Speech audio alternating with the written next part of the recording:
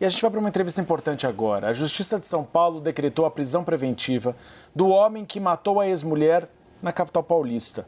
O crime, de uma maneira absurda, aconteceu à luz do dia na região da 25 de março, que é um dos centros comerciais mais populares da capital paulista, onde tem mais gente se locomovendo nas ruas. A vítima era dona de uma loja de esmaltes e produtos de beleza, famosa no comércio popular e nas redes sociais. Após cometer o crime, o suspeito foi preso pela polícia militar. Com ele, uma arma de fogo foi apreendida. Aí estão as imagens do assassinato. Uma câmera de segurança filmou esse momento. Ele chega, ele se aproxima da mulher, a mulher acaba agredindo ele e ele simplesmente pega a arma e atira na frente de todo mundo. E aí as pessoas ao redor foram em cima dele na tentativa de desarmá-lo. Tem um sujeito, inclusive, que dá chutes no rosto dele. E aí chega a polícia para prendê-lo desse crime absurdo, Tainá. Foi, infelizmente, um tiro certeiro, atingiu o abdômen dessa mulher. A bala, eu estava lendo, saiu do outro lado do corpo dela. Ela teve uma parada respiratória no hospital e não resistiu. Quem vai conversar com a gente sobre esse caso estarrecedor é a delegada Cristine Nascimento, titular da Delegacia de Defesa da Mulher de São Paulo.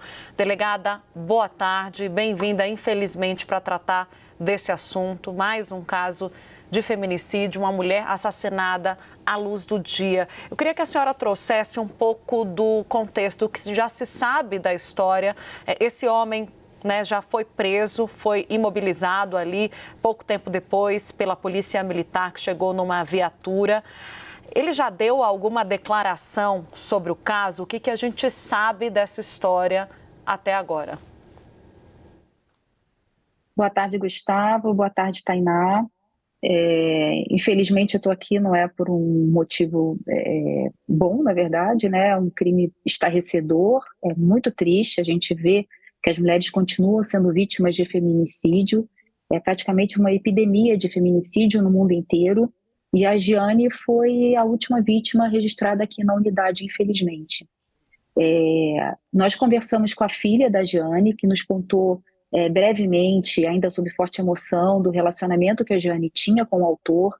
Eles haviam se separado há pouco tempo, então é um período muito crítico. Assim que a vítima rompe o ciclo de violência e se separa do agressor, é o período em que os crimes mais graves são cometidos. É justamente nesse lapso de tempo, assim que termina o relacionamento, porque ele não aceita o término do relacionamento, e foi isso que aconteceu.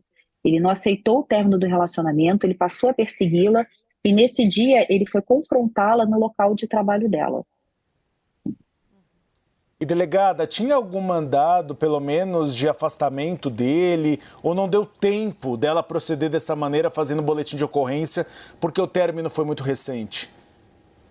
Olha, a Giane, ela entra na nossa estatística muito triste e preocupante de que a maioria esmagadora das vítimas de feminicídio tentado ou consumado, apesar do ciclo de violência, obviamente, já ter se iniciado antes do fato em si, da morte, elas nunca haviam registrado um boletim de ocorrência. Então, a Giane, ela não tinha registrado um boletim de ocorrência aqui no estado de São Paulo contra o agressor e, por conta disso, ela também não tinha medidas protetivas deferidas.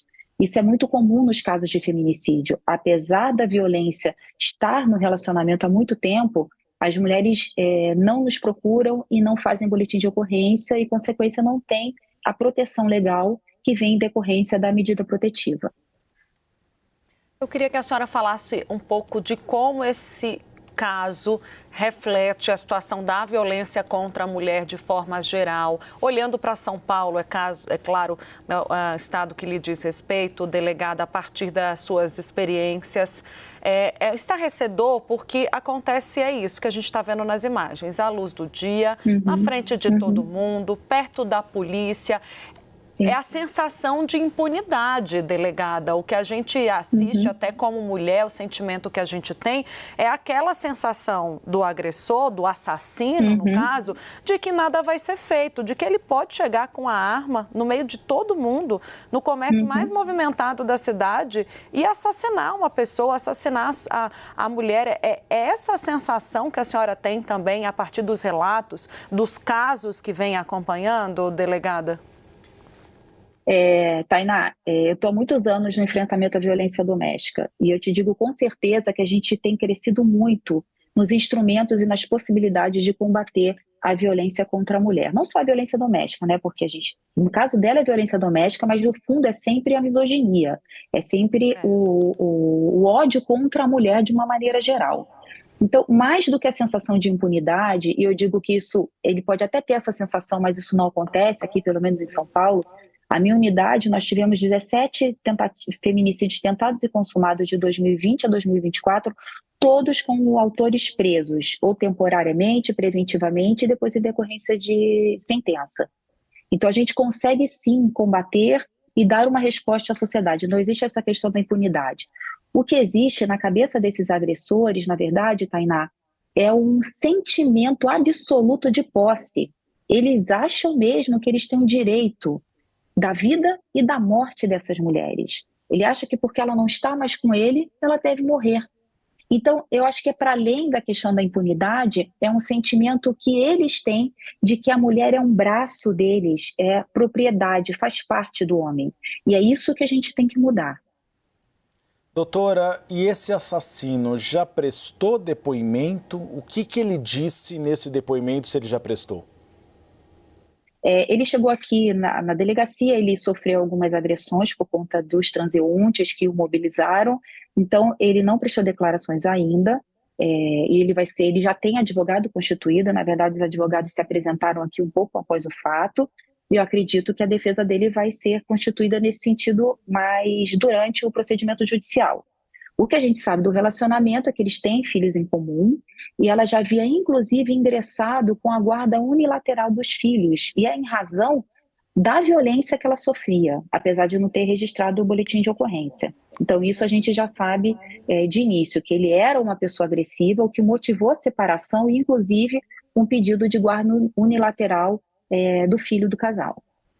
Ou seja, a gente já tem um pouco do contexto da história e do perfil desse homem que já era um agressor, estava ali numa disputa judicial por um dos filhos, pelo que a gente está entendendo, não é, delegada? Ela tinha 5 filhos, 2 netos e tinha, portanto, ali buscava a guarda de um desses filhos e tinha registro de agressão sem ter feito o registro oficialmente. A senhora estava falando sobre isso no começo da nossa conversa. O que explica, delegada, muitas vezes o registro da agressão não ser feito? O que se pode mudar até para a gente não acabar culpando a vítima aqui de maneira alguma, né? Porque cada mulher tem uma razão e muitas vezes tem medo de ir até a delegacia e fazer um registro formal. Mas o que pode ser melhorado na forma de instrumento das autoridades policiais e judiciais para que essa mulher fique mais à vontade, esteja mais segura de registrar uma ocorrência de violência? É justamente isso, Tainá. Os instrumentos estão postos. Hoje, eu digo isso para você com absoluta certeza. Eu tenho uma infinidade de instrumentos que podem garantir a segurança da mulher. E meios e recursos para que essa mulher nos procure, inclusive eletronicamente. Através do celular, ela pode registrar um boletim de ocorrência e pedir medida protetiva. Ela não precisa nem estar fisicamente numa unidade policial. O que a gente precisa é difundir essas ferramentas, e isso acho que a imprensa é muito importante, e dizer para essas mulheres que as medidas protetivas efetivamente salvam vidas. De certo que se talvez a Giane tivesse uma medida protetiva deferida e ele tivesse sido afastado do convívio dela e tivesse a certeza da punição em razão da medida protetiva, esse feminicídio não teria acontecido. Então, isso a gente vê porque as mulheres que têm medida protetiva efetiva, o número delas que são vítimas fatais é infinitamente menor do que aquelas que não têm.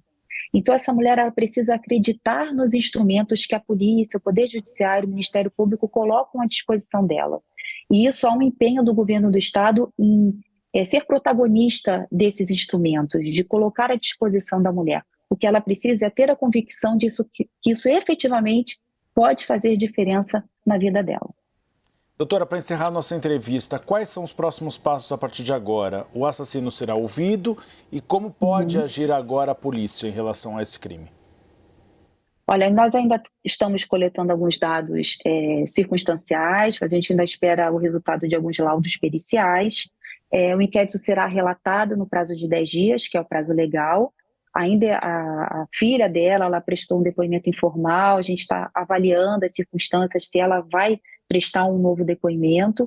E depois o inquérito é relatado, concluído, com todas essas perícias que foram requisitadas, que foram muitas, o local, o corpo, a perícia do instrumento utilizado, que é uma arma de fogo, e o inquérito é concluído nesse prazo legal e encaminhado ao Ministério Público, que vai ofertar uma denúncia contra ele. E, enquanto isso, ele segue preso preventivamente.